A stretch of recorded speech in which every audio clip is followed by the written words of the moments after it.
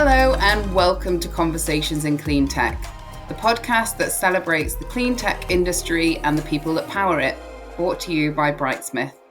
I'm your host, Jenny Gladman, and for this fourth season, I'll be interviewing leaders, forward thinkers, and entrepreneurs from around the world to explore the opportunities, challenges, and rewards of working in clean tech, and more specifically within hydrogen.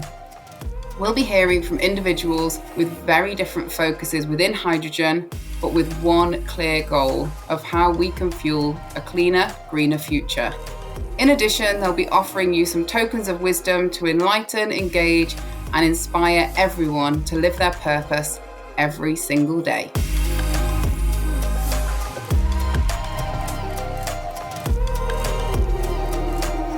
So today is the final episode of our hydrogen series, which was due to be a fairly short series, but because of demand, we're now on episode 9. And today's guest is joining me from the beautiful but freezing cold land of the fjords. He is the CEO of Norwegian startup making big waves in the PEM electrolyser space, and also a lover of ice swimming. It's my pleasure to welcome Fredrik Mowill, CEO of Hystar, to today's show. Fredrik, how are you? Welcome. Fine. Thank you for having me, Jenny. It's a pleasure to be here. You attributed a few things to my daily life, which are probably slightly exaggerated, including the ice swimming, but I do have colleagues who jump into the sea here on a regular basis. So it is cold here, though. The initiation to Hystar, a quick swim in the sea. Yes, let's say that. I'm not sure if it'll attract more people or scare people away, so we might need to test that. Welcome to Conversations in Cleantech. And before we delve deeper into the PEM electrolyzers, hydrogen production, it would be great to give our listeners a bit of a who are you? You've had quite a career, so if you can summarize it for us, but touch on some of the places that you've lived and worked and what you've done, that would be fantastic. Yeah, thanks, Jen. Well, first of all, I'm Norwegian originally, but I've lived most of my life outside of Norway. And I'm half Japanese as well, so I'm a bit of a mongrel, you could say. But I have been working in the clean energy industry for most of my career. Most of the time in the Netherlands with a gas turbine business that I started with my family, and I moved back to Norway 5 years ago and went all in specifically in the hydrogen space. So that was kind of I've returned home, and I've also focused on hydrogen for the last 5 years, but I've been in the kind of adjacent space within the energy business for most of my career. And normally we finish the show with life lessons, but I think you've had a fairly interesting one. And like you say, you come from 2 different cultures, you've lived in different countries, you also studied in Wales, which is also a fascinating. That's right. So I'd like to start on that based on the fact that you have had all of this cultural exposure. And I think as a CEO, that makes you a better CEO. What are the sort of lessons that you've learned along the way from different cultures? Well, I think, what you mentioned about different cultures and living in different countries, I find that very interesting, and it makes life more interesting, I think, when you have that, when you have multiple dimensions to draw from and to experience from. So, we've transferred that into how we recruit and build Hystar as well. We have a lot of different nationalities, but it's also helpful business-wise. So I think this is something that helps when you're doing international business, which has been part of my career. It's always been globally oriented, if you like, and it just helps to have diversity and have more languages and cultures and so on.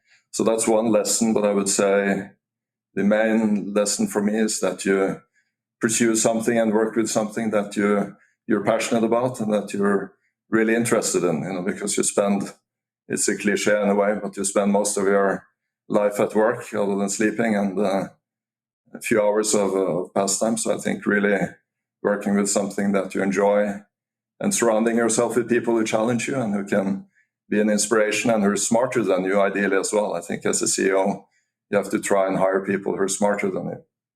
And so far, so good. I think most of my colleagues are at least as smart as I am, and that makes my life a lot easier. Certainly. And now coming on to, I guess, the smart bit and the technology and where Hystar came from. And I always like to do that start at the beginning. One thing I always think is exciting is that very early stage. And I know, like many business, you were a living room business looking for funding, wondering how you were going to get it and starting those applications and talking to investors. Can you talk us through what that looked like in the early stages? So I can do that. I've been an entrepreneur most of my life as well. So I have started a few companies in the clean energy space. I raised a lot of funding before, so it wasn't new to me. But every new company is a clean slate, and past success doesn't guarantee future success either. So it was a nice opportunity for me to start with a clean slate and think about, what can we do, or what can I do better this time around, and how do I want to set this company up? It's sort of a liberating feeling to have that clean, fresh start. And I had time to plan that quite well together with my co-founders who were from SINTEF, the research institute in Norway. So our big advantage was that we had a technology that was extensively tested and verified, you could say, but you still need to start a company. So we had a bit of a flying start. I had a good relationship with what became our lead investors, AP Ventures in London. I had worked with them, co-invested with them in another case. So I've also been on the other side of the table as an investor at various points in my career. So we actually had the funding in place before we started the company. So this was the first time I've done it that way. And so it's not the typical way, but we had the benefit of having a strong founding team, I would say, with a mix of really deep and good technology skills. And I had some experience on the business side and starting companies and raising funding within the sort of relevant space that Hystar is in. So we had a pretty smooth start and a flying start, if you like. So we had, but it's still it's a challenge to set up any company, and regardless of whether it's a hot dog stand or whether you're setting up a company like Hystar, and we aim to be an industry leader and grow to be a very large company. So getting the right people in place to start with is certainly the key ingredient, and that's really the most important thing. If I should mention one thing, is to have the right founding team, and then that just carries on. You need to build upon that and build a fantastic team. Then everything else becomes a lot easier. So there are lots of challenges, but they're a lot easier to overcome if you're obsessive about having and bring together the best possible people, but people who can work together as well and who share the same values. So I spent more time focusing on that this time around than in my previous businesses. It's seen as a bit fluffy and vague sometimes to talk about what kind of values you want to have in a company, but if you define them and use them actively to build a company, you can also create a good culture. At least in my book, having the people create a culture. It's sort of hard to say. Have a bunch of people and you tell them to behave and act in a certain way. That's more difficult. I'm not able to do that, at least. But I think you're right. And actually, something that we've discussed in previous discussions is around the team. And I think, rightly or wrongly, a lot of people may assume that teams in Norway are very Norwegian. And this certainly isn't the case for you. And I think it's probably not irrelevant that you've created this strong culture, because I think when people are moving internationally for a position, they need to feel like they have a home, although in a different place. And I think when you have those strong culture values running through the business, actually people can feel that alignment very quickly. And you've brought together a team of 20 odd nationalities in a team that's not even double that size. So maybe one of those kind of core things that brings the team together is difference, in that you're bringing so many people with such different thought processes and experiences together that in itself becomes the norm.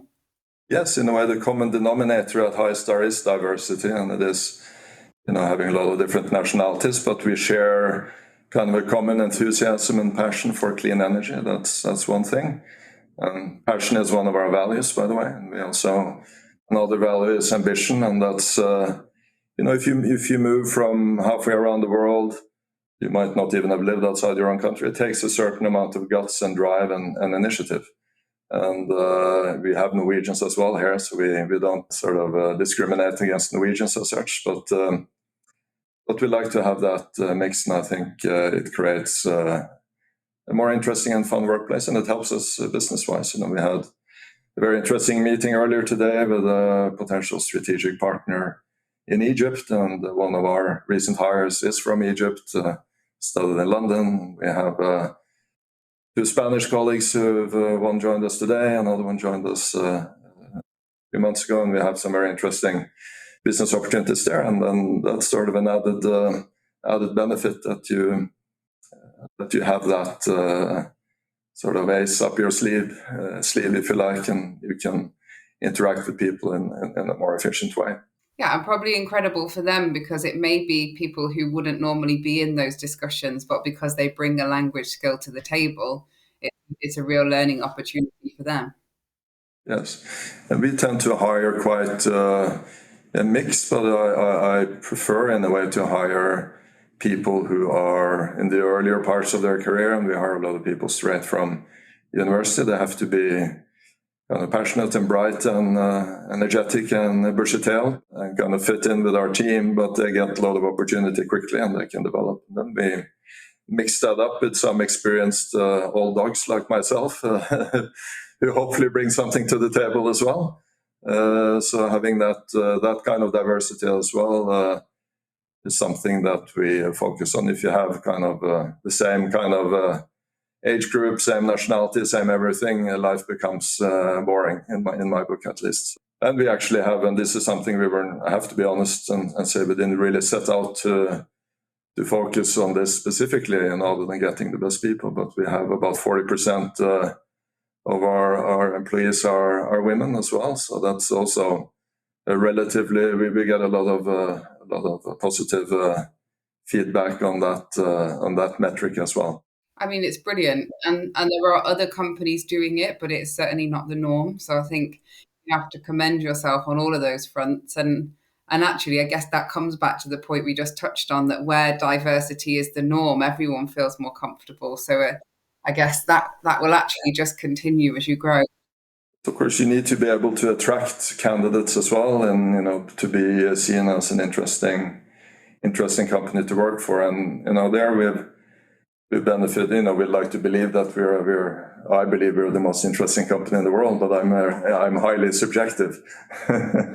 But what has helped is that the general public opinion and the general trend towards sustainable energy and kind of green technology has been quite strong the last few years. And I've been in this business for more than 20 years, and I've experienced a definite shift in the last few years. It's more interesting and cooler now to work for both a sort of more of a growth company rather than a very large company, and also to work with renewable energy compared to big oil, for instance.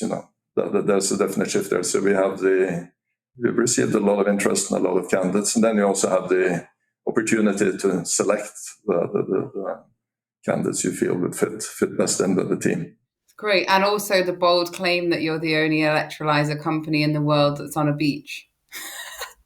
Yes, I think that's probably a claim that no one will dispute, because we are on the beach, and I haven't seen anybody else. Our other main claim to fame, which I think is also undisputable, is that we have the most efficient PEM electrolyzer in the world. But that's something we might talk about a little bit later as well. So that combination of having a very exciting technology and an innovative technology, and being in a green energy space, and being on the beachfront is a nice cocktail that I think makes us an attractive company to work for sure. Certainly. And actually that leads us perfectly into the discussion on the technology. I think you touched on there being the most efficient, but there's a few characteristics around the tech and why it's different and why it's scalable. And I think that'd be really interesting for the audience to understand that, where you're differentiating yourself from the pack. Yes, I can do that, and stop me if I get into too much detail. But first of all, our tech was developed and patented at SINTEF originally, a leading Norwegian research institute. And my two co-founders, there were three co-founders in total, and the two other co-founders are also the inventors, so I can't claim to be the inventor of our technology, even though I am an engineer originally. So that technology was developed over many, many years at SINTEF and tested over many, many thousand hours as well. So what it basically is we have a patented solution that enables us to use a much thinner membrane in a PEM electrolyzer, and that gives us a significantly improved efficiency. So in a conventional electrolyzer, you need to use, relatively speaking, much thicker membranes to avoid hydrogen crossing over from the cathode to the anode. And most of the losses in an electrolyzer originate basically from the membrane. So the thicker the membrane, the higher the losses. So ideally, you'd like that membrane to be infinitely thin. However, if you make it too thin, you'll have this issue of hydrogen crossing over through the thin membrane to the oxygen side, and then you have an explosive gas mixture of oxygen and hydrogen, which is bad news and which you can't have, basically. So our solution enables us to use a thin membrane, and we have air circulation on the anode side. So we take external air and we dilute that gas mixture so we can very effectively control the hydrogen concentration. So it's a very simple and elegant solution, and it has some additional benefits as well. It's a safer system because we have this external air ventilation, so we can, in any scenario where you'd have a hydrogen leak or any such things because of a component failure or something, we can actually keep on running the electrolyzer. We'll just ventilate with more air. So there's a big safety benefit there, which has some cost benefits as well.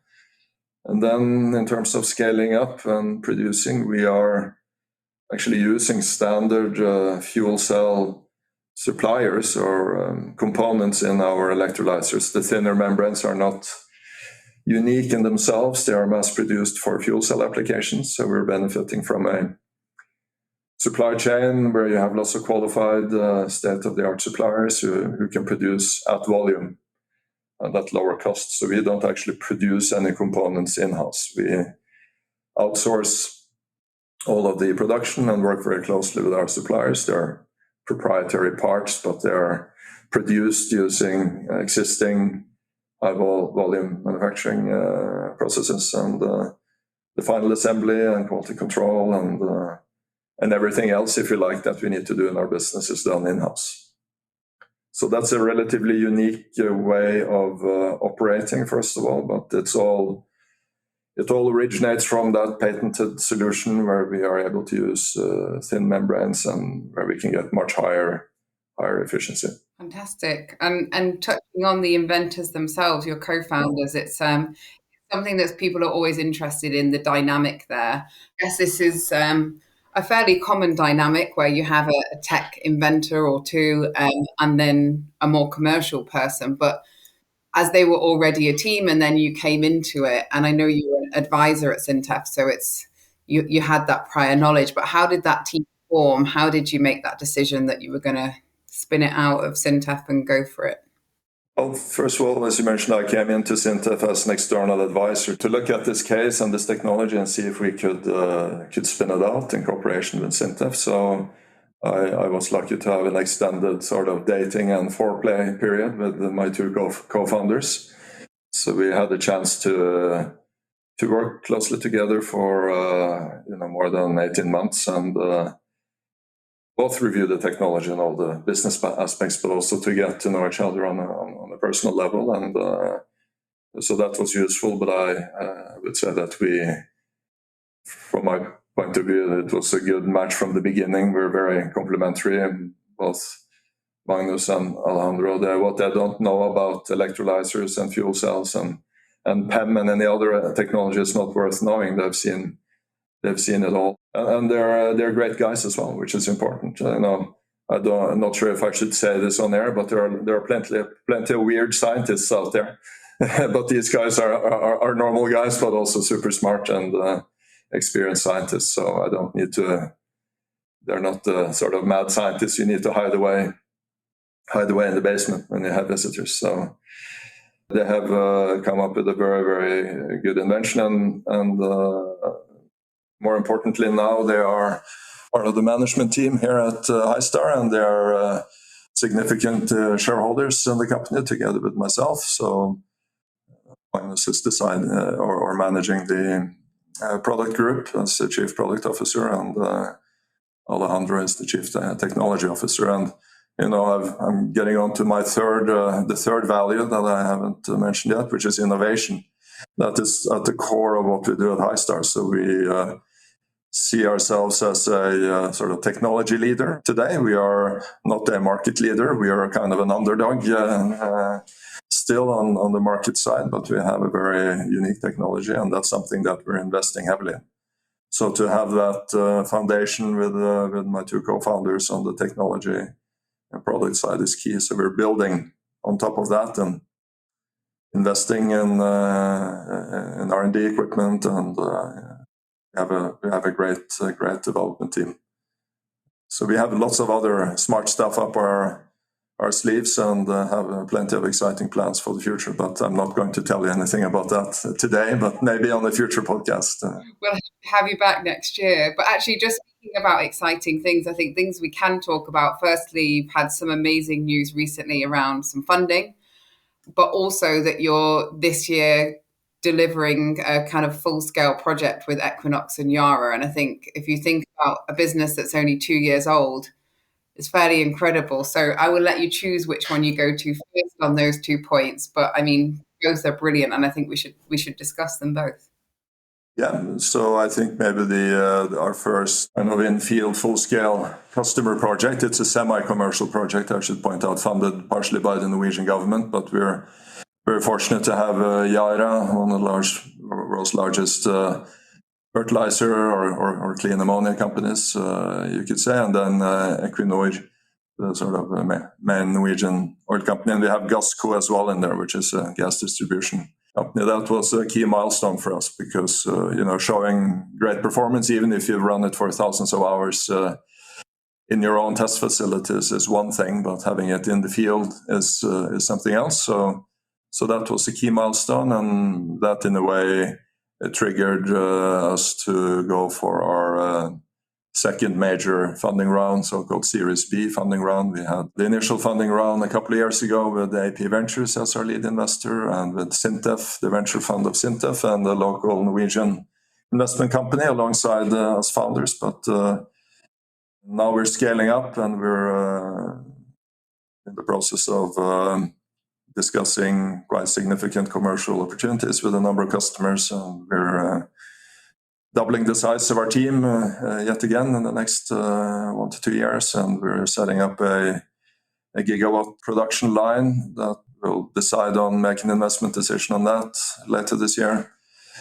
So what we do, it unfortunately requires some capital, so we can't keep all of these wonderful things completely for ourselves. We have to get in some partners and investors who can help us to grow, and that was a key thing with this round as well. We were fortunate to have several opportunities to finance the company, but our ideal scenario was to bring along some large international industrial investors who could not only put in funding but also help us to grow the business and be part of be our customers basically, and in some cases also our suppliers. So we got in Mitsubishi Corporation, Nippon Steel, and an investment company affiliated with ArcelorMittal, the large steel company. And then we have a couple of very large financial funds as well in there who provide a lot of financial muscle for the future. So we were fortunate to be able to pick and choose to some extent and get that mix of capital in. So I was joking when I said we had to share this with others, but that's what makes us stronger as well. We are not a kind of multi-billion-dollar corporation yet.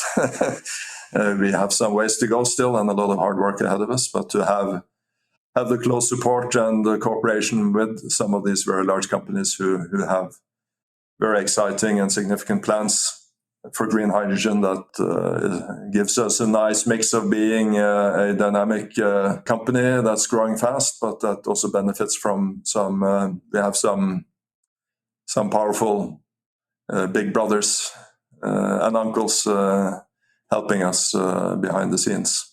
And also, I guess it's that level of comfort that those organizations all see what you see.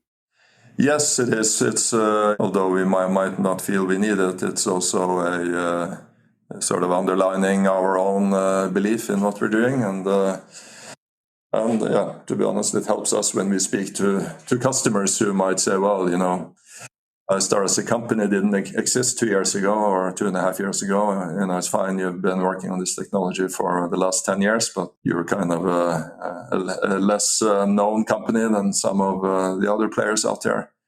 But it certainly helps quite a lot if you have companies like we have on our shareholder list who they don't sort of casually invest in companies, and they do their homework, and we are kind of an integral part of their plans going forward as well. So it's been very useful. And what goes up must come down. So I always like to ask about the challenges as well. And I know setting up any company is difficult, but I guess you have a massive advantage that you've done it before. But was there anything you would have done differently looking back at those last 2.5 years? It's a good question, and I've asked myself that question, and we have had a very good start to during the first 2 years. It's I think what we've done best is we put together a fantastic team. So that was the main focus from the start. So we might have been a little bit lucky, but sometimes if you work hard and you surround yourself with good people, luck comes your way. So it's the longest stretch I've had in my career without having too many serious issues coming our way. So it's we've had a very, very good start to the company. So there aren't too many things I would have done differently, actually. We had the benefit of being able to prepare the launch of Hystar in a very good way, and we had time to do it as well. But we have a lot of challenges ahead of us. The whole industry has, and I think it's not only us. There are enormous opportunities in front of everyone in the green hydrogen industry, but also challenges. Nobody has yet delivered and commissioned this large. By large, I mean hundreds of megawatts, even many tens of megawatts. Is still only a couple of installations that are in operation in the world, and so there will be plenty of challenges and opportunities for everyone, and we will certainly face those as well. And that's something we talk about quite frequently here at Hystar. Is what you have to try and look around the next corner and see, what could face us there, and make some contingency plans and continuously think, what if the supplier is late, and maybe we should have a second source for this part. Supply chain being one of the ongoing challenges for a lot of companies these days, and continue to be obsessive about hiring the right people, because hiring the wrong people will definitely set you back. Eventually, invariably and statistically, you will hire wrong people, and then you need to deal with it quickly and not let it sit there for a long while. So if anything, I would have done differently is maybe we could have moved even faster, although I think we're ahead of schedule. So to find that right balance between moving fast and having a sense of urgency, and to make sure that you build the company in a sound and professional way at the same time, you need to find that balance, and that balance is, you're never on balance completely. You might run a little too fast, and then you have to say, hey, hang on, we need to do this in a different way. So you have to constantly be on the accelerator and the brake to have that balance, and then go full speed when you have. So right now we're we're recruiting a lot of people, but we had a break for a few months where we focused more on integrating the people we have on the team. So you need to grow in some stages, like climbing the stairs. You run up 10 flights of stairs, and then maybe you stay there for a little while to catch your breath, and then you run up the next flight of stairs. Makes sense. And I think it is when you're growing really fast, it really is important to make sure if you take care of the people that you've got, because yes, you want to grow, but those fundamental team of individuals that you've got in place at the start hold so much knowledge that even when you grow, they're just so vital to the business. And that brings us almost to the end. But one of the things that's come out of this, I think, is the fact that you perhaps haven't made as many mistakes as some because you've done it before. I'm a first-time founder and find ourselves making a few more. Nothing huge and nothing unsolvable. But I guess that would be a what advice would you give the first-time founder? Not necessarily doing something in the electrolyzer space, but our audience is kind of broader clean tech.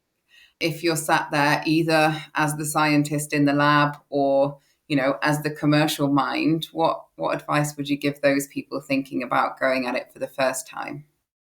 Well, I guess I will probably repeat one thing that I've spoken about a few times already today, but it's make sure you surround yourself with the right people, whether it's co-founders or your initial employees or investors or board members. Make sure you have the right people around you who can help you, but who can challenge you and who you can work with as well. That you have the same kind of outlook on life, share the same values, for lack of a better terms. I would say that's important. And as a founder, you need to be resilient because you will face challenges. And I've made plenty of mistakes, and I've stared into the abyss several times. And you need to have a certain resilience and not. You can't sort of worry too much. You need to worry in the right way. Certain dose of paranoia is good, but you have to deal with things quickly and be able to cope with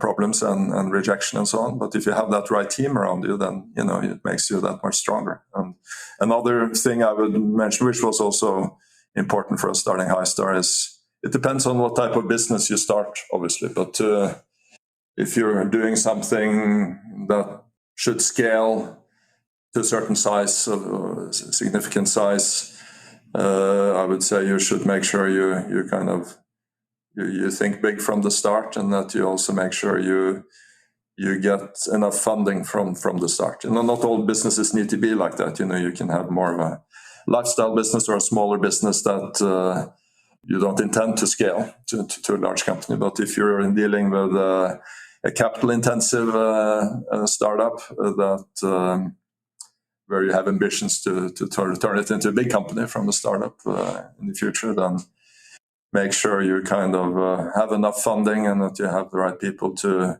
achieve a significant milestones and kind of value, that you build value in the company, because you'll need more money down the road and you need to show progress. And a lot of these companies, they raise too little money. That's something that we focused on at Hystar, that we were well funded from the beginning. Which is easier said than done sometimes, of course. It's sometimes raising the financing can be challenging. And I've been there several times myself, where I've had to beg and grovel and speak to people. So when you have the chance to raise money, take as much as you can, kind of within reason. And actually, something we've never talked about, but I'd just be interested on your view. There's a lot of kind of support networks for founders around. Are there any that you've come across that have been helpful? Not in the formal sense, but I talk to a lot of people. I talk to other business owners. I talk to other CEOs. I talk to my own employees who worked in other companies. So I think being curious and talking to other people is good. I'm not part of any kind of club or society or anything like that, but learning from others is definitely, learning from your own mistakes first of all, and then and then learning from what you think you've done well, and then doing that even better, and talking to people. So I think that's something that one should do for sure. And there are lots of, we're in the electrolyser business, but as an example now, we just hired a Spanish lady who joined us today, and she comes from the manufacturing side in the automotive world. And if you look at who are the best at mass producing kind of an advanced engineered product, it's the automotive industry. So we are trying to learn from them. Nobody in the electrolyzer fuel cell industry have done this at scale. So, you should look outside and gain inspiration from somebody who can bring in something new. In other cases, we talk to, PEM experts within a very narrow field because we need that expertise. So being out there and attracting the knowledge and so on is an important skill to have, I think, also for a founder and for a CEO. You don't have all the answers yourself. And if you think that, you're in deep trouble. Yeah, and I think you might end up with some people knocking on your door when they found out you got the funding for the company when it didn't exist. It's a really nice place to be. Okay, well, thank you very much for sharing your story and your wisdom. And the company certainly sounds like it's on an incredible trajectory. So I will be inviting you back to hear the what's next. Yeah, I might have plenty of challenges to talk to you about in a year from now. But we're having fun, and we're enjoying the success we've had so far, but we also realize we have a lot of really hard work ahead of us. So but as long as we're working on something meaningful and we enjoy what we do, then it's fine. Yeah, and we certainly wish you the best for doing it. And I think that's actually one last important message for everybody is you need to be enjoying it. Sometimes you can get a bit lost, and it's good to look up and remember that. Smile. Yes, exactly. No, life is too short to work, to have a job that you don't enjoy. Exactly. All right. Well, Fredrik, thank you so much. It's been great having you on the show and closing out the hydrogen series. And I have a feeling some of our listeners may be getting in touch. All right. Well, I'll be happy to talk to them, and I enjoyed being on your show, Jenny, and thank you for having me on. Thank you for listening to Conversations in Cleantech, brought to you by Brightsmith.